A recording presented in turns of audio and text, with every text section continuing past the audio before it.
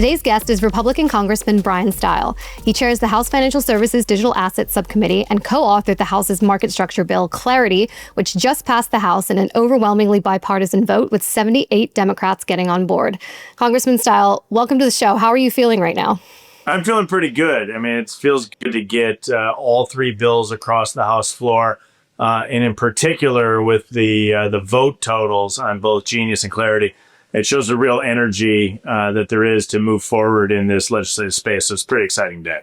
Obviously, Clarity is a big win, but we also got a big win with the Genius Act today, too, the Senate's stablecoin bill that you guys passed on the House floor, set to be signed into law tomorrow by President Trump. It'll be the first major piece of crypto legislation that passes the president's desk. You worked on Fit 21, so you've been on board. You've been trying to get bipartisan, crypto market structure legislation done for a number of years. So tell us how this moment feels. It'll literally be law.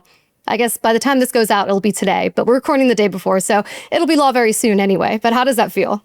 Yeah, I mean, this is spectacular. President Trump is going to sign this into law on Friday, and that's a huge step forward. I mean, this, as you said, Eleanor, this is the first transformative piece of crypto legislation that's going to go across both the Senate, now the House, and be signed into law. But let's step back and just think how transformative this is. I mean, you only have to go back 1 year, and you had Gary Gensler as chairman of the Securities and Exchange Commission during the Biden administration. And they were really running roughshod over the industry writ large, and in particular, were driving forward enforcement actions, trying to shut down an industry, which in the end result was forcing it outside the United States. And we have turned a massive corner that we're going to embrace innovation technology. We're going to put in appropriate safeguards to protect consumers. And then let's unleash innovation development here in the United States of America. And so it's not only a win, it's a dramatic paradigm shift from where we were only a year ago to where we are today. And I'm of the belief that we're going to build on this success of passing Genius. We're going to see Clarity move through the Senate and be prepared and ultimately be signed into law. And I'm of the view that there's a ton of human capital, there's a ton of financial capital that is really ready to be unleashed here in the United States of America and allow us, America, to outcompete the rest of the globe. And in part, that's what I am so excited about. Yeah, Bryan, you talked about building on top of that. And for those who aren't familiar with the depths of both the Clarity and Genius Act, Clarity Act passed in the House, which is essentially market structure guidelines for the broader crypto ecosystem, while Genius is establishing the first comprehensive federal framework for stablecoins. Everyone is obviously feeling the excitement, but what does it really mean for those building and operating in the U.S.?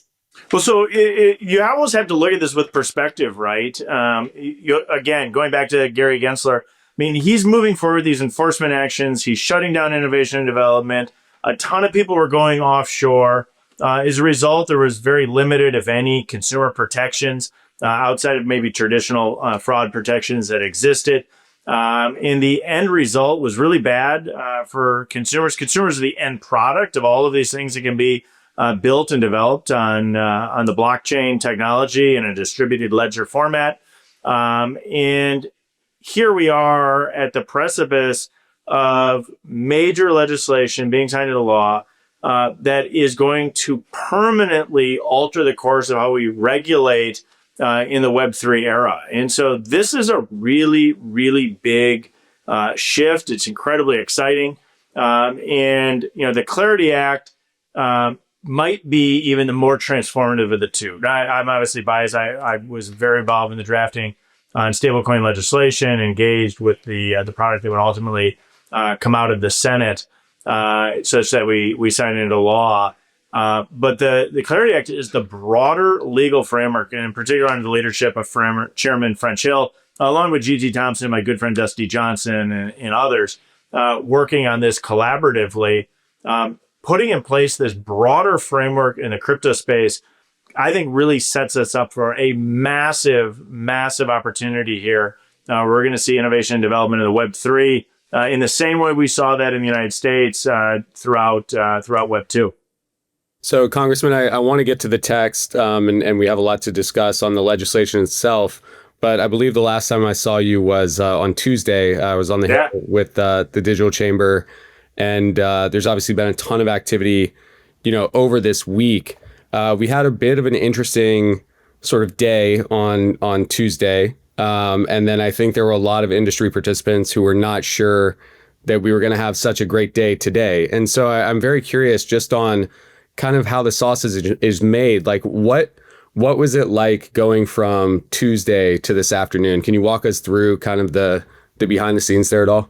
I mean, what a whirlwind of a week. All of us arriving to town on Monday. I live in Wisconsin, so I came out on the early flight Monday morning. There was optimism. We went through the rules committee.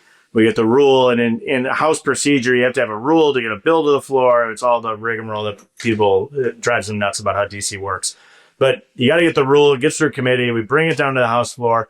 Historically, voting on a rule for a majority is a pretty straightforward process. We have a narrowly divided majority, and so we run into these log jams sometimes where we have some internal squabbles in the Republican Party, conversations about what we want to do and how to best move forward. It's less a disagreement on the strategy. The strategy, I think we were always cohesive on, was to pass all three pieces of legislation into law. The question was a little bit on the tactics of how do you get all three passed into law. Obvious on Genius because it had already passed the Senate. So we passed it out of the House, signed into law. That's easy. The question then becomes how do you get clarity and anti-CBDC legislation signed into law? I think all three bills are important. There was different ideas and suggestions put forward. Should we merge them together? Would that increase the odds? Should we look for other vehicles? And at the end of the day, after somewhere in the neighborhood of what felt like probably about 30 hours of negotiations over the course of a couple of days, it was decided let's look for kind of additional ways that we can be successful on anti-CBDC legislation. Are there other vehicles where we could get that across and build support? But let's keep the vote on clarity clean. And what I mean by that is take the bill that came out of committee, Financial Services and Ag, and bring that bill standalone to the House floor. And what that final decision, which is what I was advocating for, what that final decision allowed us to do was to have what I would call a pure vote on the legislative text, right? So once you start attaching things to it, you either gain or lose people based on, whatever the issue is that was attached. This is a reasonably pure vote. Here is the market structure legislation as relates to crypto. Yes or no? Are you with us? Are you pro-innovation, pro-development in the United States, pro-consumer protection, or are you part of the Gary Gensler regime? And at the end of the day, what we saw was strong bipartisan support for that. We didn't get every Democrat, but we got well over a third, which shows that this is really about innovation and development. This is pro-technology. This stuff shouldn't inherently be partisan. And I don't think there's a real reason that it's that way other than we had some historical challenges and we had some electoral stuff get in the way. And that's, I think, what makes me sometimes really frustrated about how Washington operates is when partisan politics get in the way of good policy. But at the end of the day, we were able to deliver an overwhelming number of votes on clarity, which really, the reason that's so exciting, right? Because 50% plus one wins in the House. So, somebody listening might be like, why the heck does he care if it's more than 50% plus one? He already won. You care because what we're trying to do is get the Senate to act on this. And, showing that momentum, showing that energy, showing that support, I think is going to be really important. And getting the Senate to quickly take this bill up, make amendments if they see fit, but ultimately get this across the line, because every day we wait is a day where workers and capital are sitting on the sidelines or are investing outside the United States rather than investing here in the United States of America. Bryan, you mentioned bipartisan, and that's something that a lot of people in crypto talk about all the time is like, we want this to be bipartisan. And obviously there's push and pull situation, but there was also a fair amount of Democrats that were on board with this. Yeah. So with Fit 21, there was about 71. This one has 78. And when it comes to the bipartisan movement or push for crypto to be quote unquote approved from both sides, we've had Republicans vote yes on bills, and a number of Democrats, anticipated or not, also vote yes, but many still no. So while Genius was one of the more bipartisan bills, how do you kind of see this changing the dynamic on the Hill and possibilities for what's next? Well, I think what you get, maybe a couple things here, is one, there's a lot of stuff that goes on Capitol Hill, right? So to get members' attention at the level of nuance that you need to really understand market structure in crypto, right? I mean, that's not something you just grab, read a quick memo, and you're ready to go in the details on. You got to take the time, you got to study, you got to understand, you got to ask questions amongst those thoughtful and thought leaders on the Hill. And what this did and why Crypto Week and why we kind of branded it that way and got the energy is it kind of forced members to spend the time to read, to understand, to research. You were talking about coming up on the Hill and talking to members' offices, members' staff. I mean, a lot of them, they maybe have a background, an esteemed background in, for example, in the military, right? They could have had a whole career, an amazing leader, amazing service to the country, and arrived in Congress and not spent a lot of time thinking about blockchain technology, distributed ledger, and what that means. And of course, that's the case. And so putting this energy and focus brings people's knowledge base up. And that's true on Capitol Hill. I think that's true in the American public writ large, right? If we were having this conversation 10 years ago, the number of people who would be watching or listening to the podcast would have been a fraction of what it is today. As more people understand and think about this, they get more engaged. And that tees us up for the next thing down the road. And so, one of this is going to be us making sure that the rules and regulations are written well. To me, that is the next thing that's in front of us that I want to engage on the subcommittee level and with Chairman Hill on the full committee level. But there's going to be other issues that we can dive into to make sure innovation and development is occurring here in the United States of America rather than abroad. Yeah, I'm very curious. The energy, the momentum, and the education level, which you mentioned, is so crucial. I think in having those conversations with members, obviously dramatically different, these days, and I think folks are really aligned on what the industry is trying to do and what we're pushing forward with. I contrast this to we've been in and around DC for a while now. Fit, when it was getting passed out of the House, I think the industry had a bit of a perspective that it was a great win and it was an incredible legislative push, but it seemed less likely that it would actually be passed into law.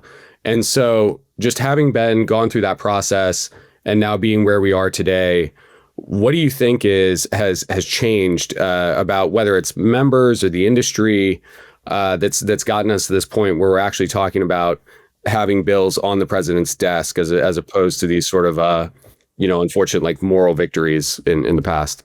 No, it's a great question, right? Because I remember last Congress going through this and looking and being frustrated with a lot of bills, but in particular in the crypto space, that the House would pass really good products and the Senate wouldn't move on it.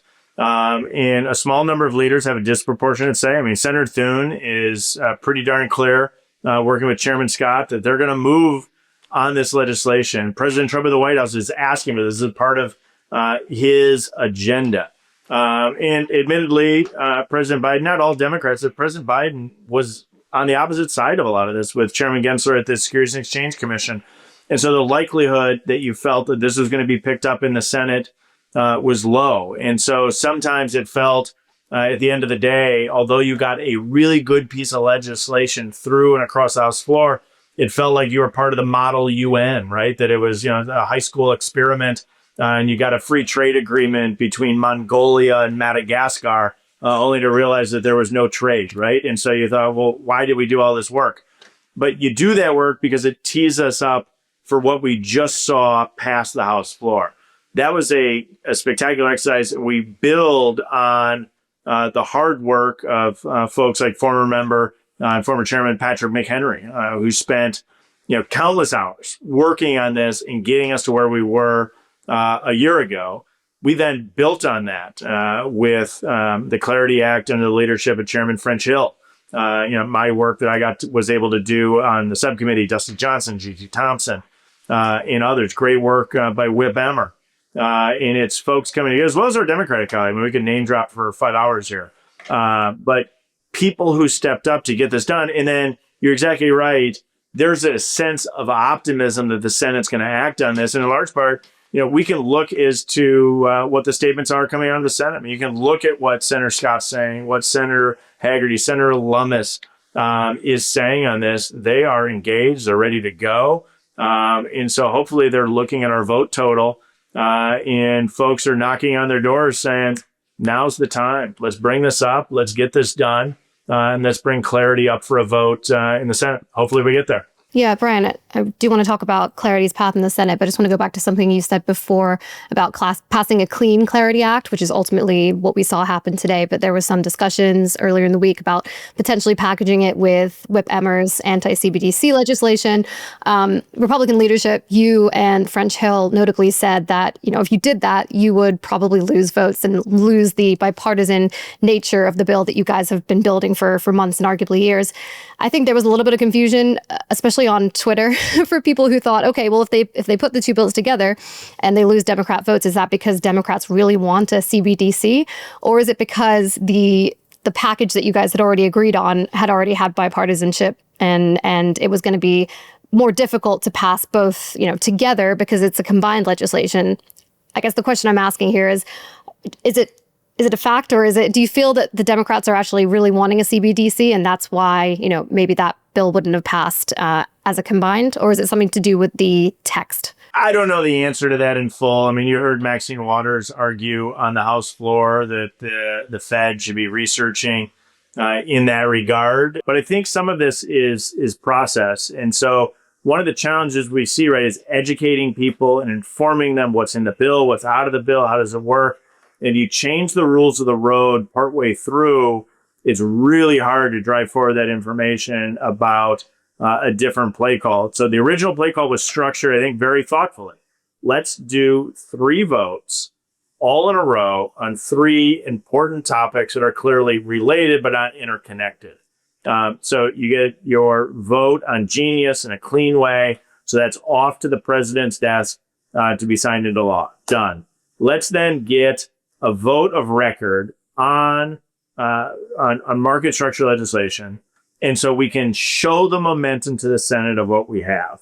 And then let's take an important piece of legislation on preventing the Fed from doing a CBDC and allow that to be a vote of conscience for people. And yeah, I disagree with my Democratic colleagues on that issue. I disagree with my Democratic colleagues on a lot of issues, right? I mean, welcome to the House of Representatives. And so that bill had not gotten to a spot where it had massive Democratic support, and that's okay. I still think it's a great bill. I'd still love to see it go through in the Senate. And so it said, let's look for other avenues of how we can move that forward. So there's a lot of discussions of other vehicles where we might be able to successfully get that piece of legislation signed into law. But let's allow the market structure piece to stand on its own 2 feet in a means to make sure that the Senate is positioned to move forward to deliver on this agenda. Do you think the anti-CBDC language now set to be included in the defense spending bill will make it through the Senate?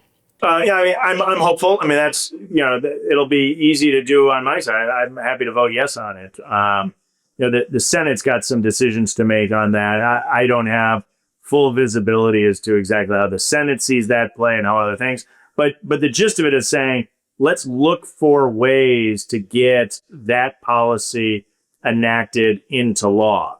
Currently, the Federal Reserve, and the Federal Reserve has said this, that they don't have the authority to enact a CBDC. The president's executive orders have made that clear that he's opposed to a CBDC.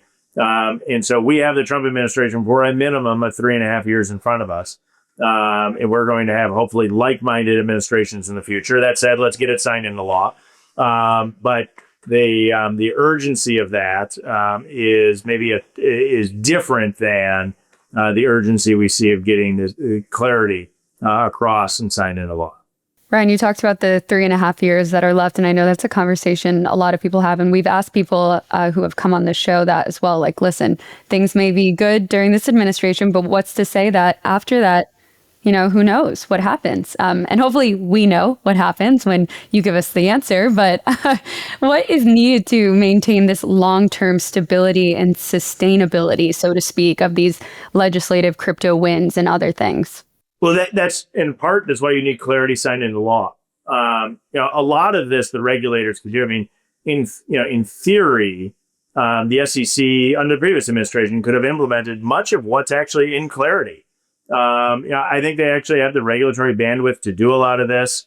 But that's not actually good governance. Good governance is having your elected representatives go draft good, thoughtful policy, work with stakeholders, get feedback from a whole host of different people, refine the legislation, and then move it in to law. And when it's in law, now the regulators have to follow the law. So now they're not creating policy. They're simply implementing the policy that your elected representatives passed. And then that gives the voters a feedback loop. So if you like the legislation, you go and you support the person. If you don't like the legislation, you go find somebody else to do the work. And for way too long in Washington, we always got what I always call the Washington salute, which is this or this. Right. And so maybe for people that are listening, it's pointing the other way or saying, I don't know, instead of what should be the Washington salute, which is pointing to yourself.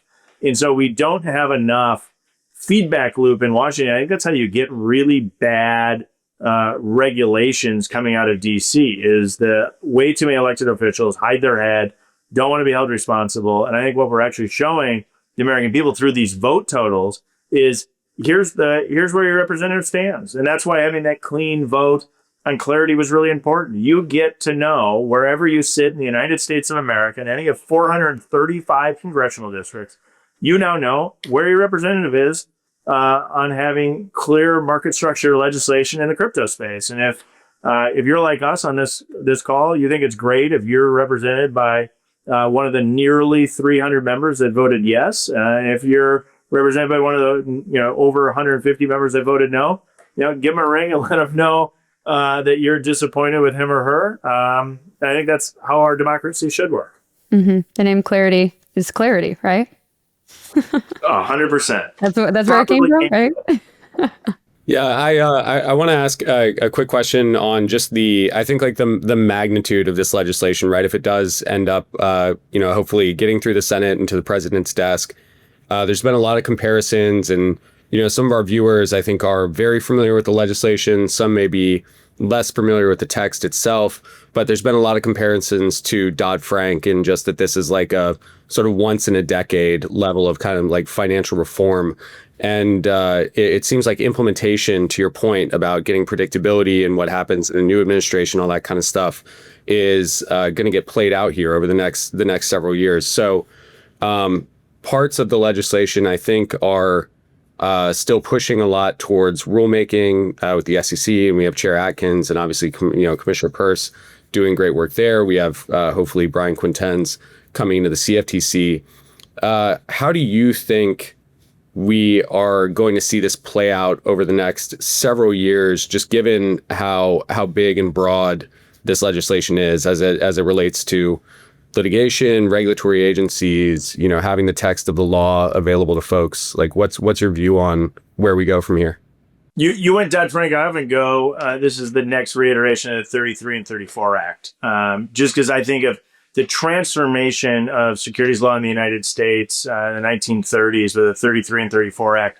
And this is really the first massive update of that concept into the modern era. And then you're exactly right. This is then a question of how do the regulators get the rules of the road correct, because we put pressure on them to help draft the specific regulations. And this is really where the oversight role of Congress becomes really important. And so I've talked with Chairman Hill on this and with others about let's begin the process of pulling people in to make sure that process is beginning, that it's effective, that we're providing the oversight, that the regulators are following the intent of Congress. And I think you're right. The appointments by Trump and Paul Atkins and Hester Peirce and the commissioners of the SEC, I think, see this and they're excited and they got a great opportunity. But at the same time, let's provide that oversight role. Let's engage. Let's follow. And that, to me, is what is the immediate next step.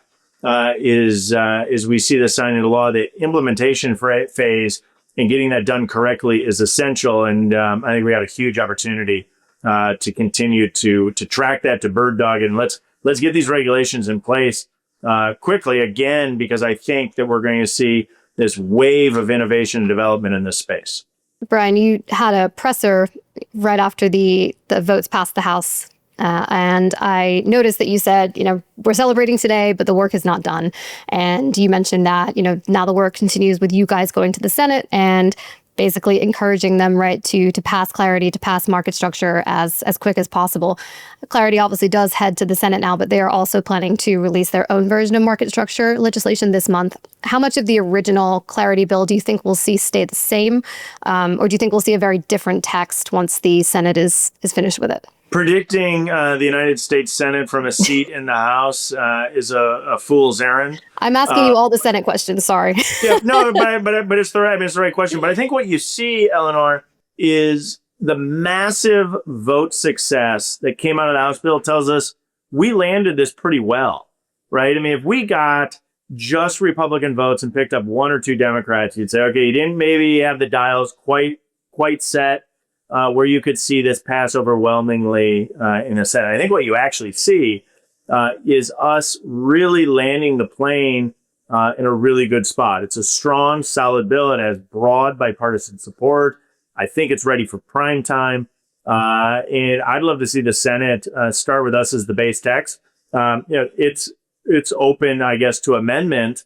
But I also think the underlying product is really strong and really solid. And so hopefully they follow in that regard from an efficiency and speed standpoint, taking well thought through, well negotiated, well developed text, which is the Clarity Act, and building on that, I think is the best path forward. Again, with the caveat that predicting the Senate while you're in the other side of the Capitol is rarely an efficient use of time. But we also, I said it kind of jokingly, but we also drafted this legislation in conjunction with the Senate. It's not as if this was a black box on the House side and there was no conversation with the Senate. I mean, Chairman Hill speaks about this. I mean, that man's getting his steps in, going from the House to the Senate side on a regular basis, dialoguing these changes with Senate leaders in the space. Talking with Senator Scott or Senator Gillibrand, talking with Senator Lummis and Senator Haggerty, and having these conversations. We intentionally were drafting this bill and talking to stakeholders of all kinds, including our colleagues in the Senate, such that when they take this up, there's no surprises in here. This bill has been vetted and worked on. So I'm optimistic, but we're gonna see the Senate will work its will. That's okay. The goal here needs to remain at the strategic level, which is getting market structure clarity in blockchain technology and Web3 quickly to the president's desk. And Congressman, I want to ask you on that, it's in the name, right? Clarity. And so you mentioned sort of stakeholders, American innovators, founders. We've obviously been waiting for this for a long time. And a lot of us have been operating, under the previous administration in a very negative atmosphere, and now, under a much more optimistic but still kind of gray sort of environment. And I think it's been really interesting to see the amount of institutional interest now with legislative clarity coming into the into the picture here. I'm not going to ask you to comment on the market, but what do you see from your seat on the Hill, just in terms of stakeholders, institutional finance, coming into this space and sort of coalescing around the clarity that you guys are hopefully putting together, not only on the market structure legislation, but also Genius sort of unlocking all that capital and liquidity and innovation in the stablecoin market as well? Well, when you go and talk to folks that are interested in this space, a year or 2, 3 years ago, they were just pounding their heads on a brick wall and saying, what are you guys doing? Right? Meaning, what is the federal government doing to us? Just tell us what the rules of the road are and then get out of the way and let us operate. And if you're a traditional fiscal conservative like I am, that's like, music to your ear, where you're saying, yeah, let us set up the rules of the road. Don't pick winners and losers. Set up the rules of the road, provide necessary and appropriate consumer safeguards, and then step back out of the way and allow the market to operate. And there will be winners and losers in this space, but it'll be the market and consumers that are going to make this decision. And instead of a chairman of the Securities and Exchange Commission coming in with enforcement actions to the whim of politics or other other reasons. And so I think what you see is a lot of excitement. And I go and talk to people that are innovating and developing in this space. People have big, bold ideas. And I don't think it's lost on anybody that some of those big, bold ideas are going nowhere, right? And other ones will be the next big thing. But that is really American capitalism at its best. Allow people to go and work, to provide their sweat equity, to provide their talents, right? You get the financing you need in some of these projects, build the product, and then allow the market to determine winners and losers. But what we were having was this log jam, this unproductive process, a lot of wasted time and energy and resources that would end up in litigation. And so what we were watching were all these attorneys in tall buildings all across the country making lots of money.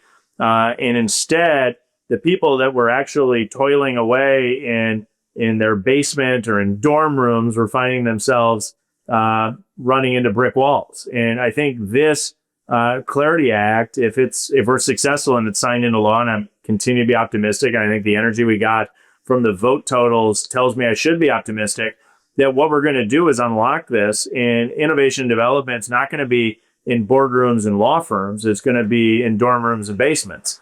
And that, at the end of the day, is the goal, because that's where American capitalism is absolutely at its best, when it's democratized, where individuals can be actors, innovators, and developers in this space. And that's why I'm bullish, or we're really going to unlock the next wave of innovation and development and Web3 here in the United States. Yeah, it's a goal that we're all hoping will become a reality. And you did mention passing market structure, right? That's obviously the next leg of the journey. But apart from that, what else are you watching in crypto in America, frankly? Nice to plug the show name. To unlock it, to make it truly thrive beyond legislation. Is there anything else you think that is necessary for that to happen?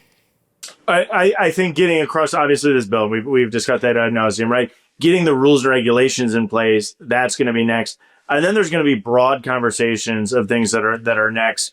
We'll get into that, right? I mean, there's going to be liability questions. There's going to be a whole host of really interesting areas. But this is, if done right, this is where the government kind of then allows the market to really come in with the rules of the road in place. And so I think there's going to be a lot of conversation. We go all the way back to blocking the CBDC.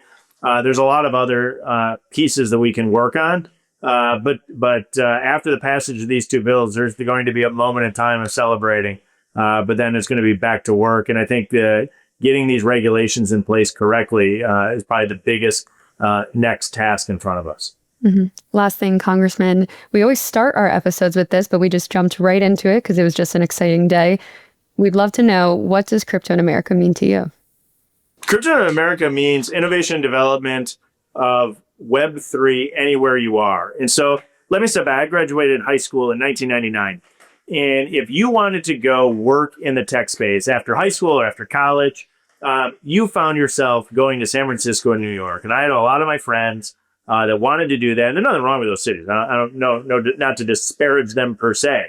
But a lot of people left Southeast Wisconsin, South Central Wisconsin, and they went off, and they great lives, made lots of money, and they went on their way.